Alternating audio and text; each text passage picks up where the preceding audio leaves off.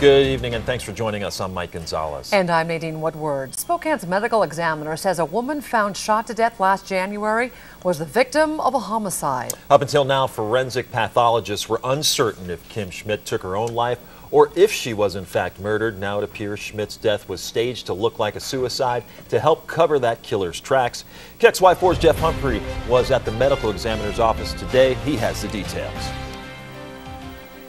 Well, Spokane's medical examiner waited about 6 weeks to declare Kim Schmidt's death a homicide. Dr. Sally Aiken is not saying what evidence convinced her that Schmidt was murdered, but it usually takes about 6 weeks to get the results of toxicology tests. The results of those blood tests would show if Kim Schmidt was under the influence of drugs or alcohol when she was shot. A lot of people who commit suicide are intoxicated at the time of their deaths, but detectives found no evidence of substance abuse when they searched Schmidt's home.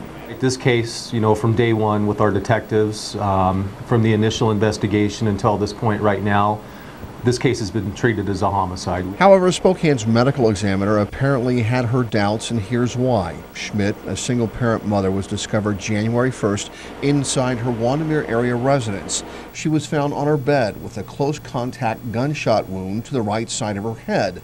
Schmidt was right-handed. Right next to Schmidt's body, investigators recovered a .25 caliber pocket pistol similar to this one.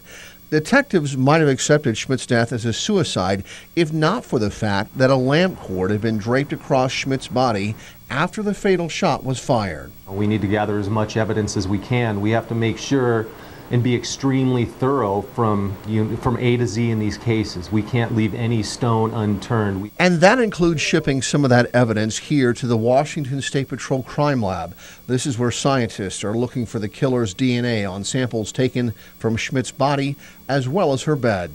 Investigators are also intrigued that Schmidt, along with her boyfriend, were named in a wrongful death lawsuit just 2 weeks before she was murdered.